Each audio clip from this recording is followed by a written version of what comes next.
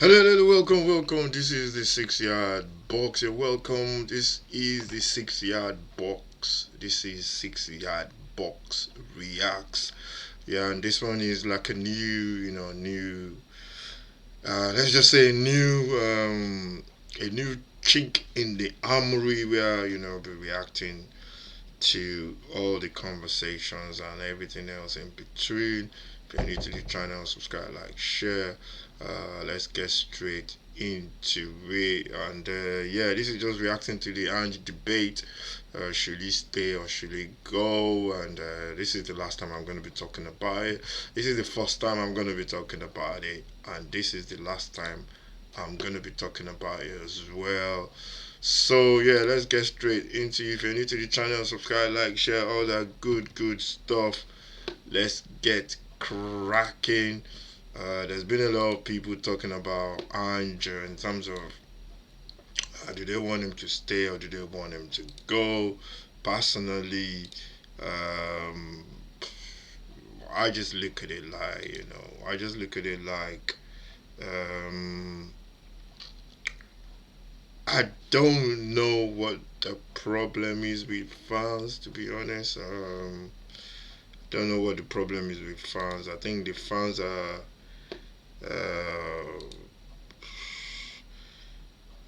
I think the fans are getting stuff mixed up. They're getting confused, especially the fans that want him to leave. And yeah, for me, I just feel like you gotta put things into context of the season. Whether we like it or not. Whether we want to say whatever we want to say. If you look at the whole picture of Tottenham, if you look at the whole history of Tottenham in the past, um, I don't know how many years um, you will see. You will see that Tottenham have had a history. Have had a history of you know once in the I don't know in the 80s, 60s, maybe 70s. Tottenham have had that history of winning trophies. That's why Tottenham are one of the big six. That was not made up. That's just what it is. The history has shown that Tottenham uh, has been one of the big six clubs. And if you look at that history and you put that into the context of this season or the past couple of seasons, you know, you're gonna look at the way the manager has handled the season, and you can't but just praise what he's done. And when you talk to the people on on both sides, the side I'm on is straight, man. I'm all in with the manager. Think he has to be given another season. But let's look at the other side of the people that want him out. There's one thing they keep going on about, and that thing is, you know, it's all about the uh, it's all about the 26 defeats or 22 defeats, and that's their main gripe. 22 defeats in the league, and they're saying you can't lose 22 games in the league as a Tottenham manager. You know, and I don't. For me, I'm what their argument is. I do understand what they're trying to say, but for me, it's just the case of we got to look at things in context and and take things in terms of what the kind of situation you've been. What's the worst? What's the only thing that Tottenham fans or Tottenham as a whole has been you know has lacked in the past couple of years? Or what do people always talk about Tottenham in terms of just in terms of the club generally, you know. And the question is simple. It's only one thing. Do you think we've played good football in the past? We finished top four in the past. We finished top five in the past. We got to finals in the past. We got to semis. We got all kind of stuff. We've done everything in the past. But the only thing that people always talk about Tottenham is that Tottenham they don't have that final, that pedigree, that final thing. I don't know what I'm gonna call it. Is it final thing or that icing on the cake of actually going to a final and winning a cup? That's what's been levied against the team, against the club as a whole. And all this stuff that Tottenham, or everything else, yeah, all this stuff that people always talk about in terms of, these people are talking about, everything that people have talked about in terms of Tottenham, Tottenham have done it. It's like they've said, oh, Tottenham are a very good team, we play good football, we finished this, we finished that. Yeah, fine, we've done it. But the only thing that we've not actually done is actually get over that line, and you know, that is the key thing. That is the main thing that makes you be a big club. It's okay acting like a big club. It's okay you've been a big club in the past, but you still have to get over that line, and you have to deliver basically. And it's unfortunate that they only see the season while we had the chance.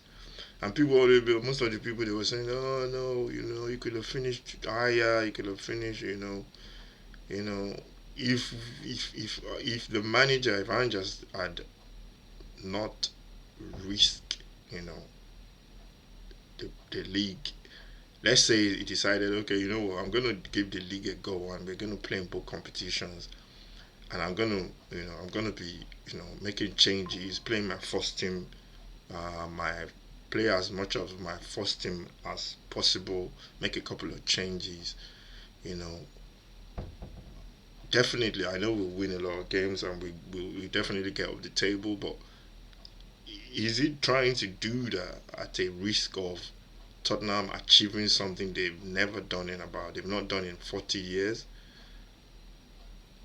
You know, is that is it is that does does that really make sense in terms of, because you're juggling, it's like juggling you got two options, you got two options. So it's like you want to achieve something that you've never done at the expense of achieving something that you have done before. Ideally, Tottenham have finished, like I said, we've finished in different positions in the league. People are saying, oh, we finished 22, the lowest ever of a team that's not, in terms of for a team to finish and not be relegated. And that plays into what Andrew was trying to say, because basically he looked at the season, looked at the table, and he thought, okay, three sides are going to be relegated. There's no danger of Tottenham being relegated. Why would I not put all my eggs into this Europa League basket and try and give it a go and see if we can win a cup? Something that's generations have not seen in years. And for me, I think that's a wise move, and he was really, really, smart for him to make that decision, and he delivered. Because imagine if Tottenham had not win that cup final against United in the Europa League. Imagine the meltdown, and imagine how it would have been for Ange and the fans and everybody else, And the same people saying, "Oh, we finished 22nd," there will be the same people destroying Ange and saying, "Oh yeah, he lost the final, he bottled the final, we lost the final." They won't praise the fact that we finished seventh, eighth, or ninth, or whatever position we finished in the league, or 10th or whatever. They won't praise that fact. They won't be saying, "I don't know, well done for finishing 10th or 11th or whatever, or 8th or 7th or whatever." So I don't get this thing about fans saying, "Oh yeah, he's got to go because of the league position." The league position is the league position. You're not going to get relegated. You're not going to get deducted points next season because you finished 22 or 17, sorry, and lost 22 games. And I think the fans are confused. These fans, they want to make this kind of fans, they want to make this narration up. And I think some of them are trolls anyway, from other fans just trying to have a conversation. But some of the Tottenham fans I've seen on Tottenham channels, I've seen on social media, only a few of them, I'm not even going to name them because there's no point. But in this narrative about, oh yeah, it's got no tactics, it proved them that it's got tactics, it can play a different way. Oh, he's inverting. So many goals he scored from inverting. They won't want to mention those goals. Coventry goal away. Oh yeah, we struggle against teams that we should be beating. Teams struggle against teams that they should be beating. Every team struggle against teams that they should be beating. We saw Man City drawing 1-1 with Southampton, or almost. Yeah, I think it was a draw when City were going for the Champions League position. So all these narrative that people come up with is just a way of trying to to diminish what the manager what he's done really in a very difficult season. And then they come up with all that. Man, somebody was saying the other day, yeah, winning the Europa League was just like a good day out, an event, good event. I don't understand how people could talk that way sometimes. It baffles me, man. Like, where have you been as a Tottenham fan? Where have you been? We've been hiding under the rock for the past God knows how many years. When people, we go out as Tottenham fans, people make fun, get bantered by everybody. They pick on Tottenham fans and say, "Oh, you guys don't win anything anyway." So it's for me. There is no, I don't even have. There's no gray area for me, man. It's black and white, man. What the manager did was very clever for him to be able to decide to say, okay, we're gonna make a lot of changes. It was difficult to watch. It was difficult. Don't get me wrong. It was difficult to watch that team making changes in the league, and they go out and they lose games. And some of those players have to look at themselves, and I think the manager has to look at them as well in the summer. Some of them he has to have a word. The ones that are staying, and have a word with them and say to them, I don't expect that kind of scenario to happen again. That is a one-off kind of scenario, and I don't want to see that kind of scenario whereby it looks like the players are not trying. There's a couple of games that we played, Forest at home, where what's his name, Spence was just positioning was all over the place. Some games, Archie Gray as well. I know he's young, playing in midfield, but his next season he's got to step up. He's got to step up, and I think Ange has to. I think he's saying the right words this season for the players, but I think next season if he's still here, and I hope he's still here, he's gonna have to look at those players and the ones he's gonna keep and tell them you gotta buckle up. And there's been rumors and newspaper, press, and they've been talking about Tottenham having a word. They've been having meetings or having discussions with the Brentford manager. Can't remember his name now. Thomas Frank. Don't get me wrong, he's a good manager, for Brentford. But for me, I don't see that style of football working at Tottenham under the way, under the stewardship of the chairman, and I believe also that you know I think keeping Ange will because Ange has been in the process. He's basically going to ask for quality to add to the squad. Players that are experienced to add to the squad. You know, you know, and he knows what he wants basically. Whereby bringing in a new manager will probably be like, oh, let me give some of these players a chance to prove themselves, and some of them might do well under the new manager. And we've seen that before. We've seen that before in Tottenham, and I think when you're building something, and then in that process that you're building something, there's a result of you winning something as well. I think that glues everybody together as a team and as a club. And for you to bring in a new manager just to, to disrupt what's going on, I think it's a big step, big risk by the chairman if he's going to do that. So, for me, there's no debate. It's clear, for me, and I can't understand the people saying that, the manager should be sacked. I can't. I don't get it. And all the kind of stuff they talk about. Yeah, he can't change his ways. He can't introduce a young player. Or the team lose games they're supposed to be winning. I'm thinking, dude, these people, man, where do they not watch football? I get confused. But I guess some people have an agenda. And for me, what I don't understand is we've had so many managers at Tottenham, and they've all failed, and they've all left and gone somewhere to win something. And this is the only manager that's been at Tottenham, and they can't take that away from him. He's won something at Tottenham that no other manager has ever done, and they can't take it away from him. And some will say, yeah, he could have won the cup and still finished top four. Go back history. I don't know how long you want to go back. You know, you can count on the fingers of how many managers are at Tottenham under the Daniel, Mr. Chairman himself, that has you know won a cup and then finished top four, done well in the league. You can't.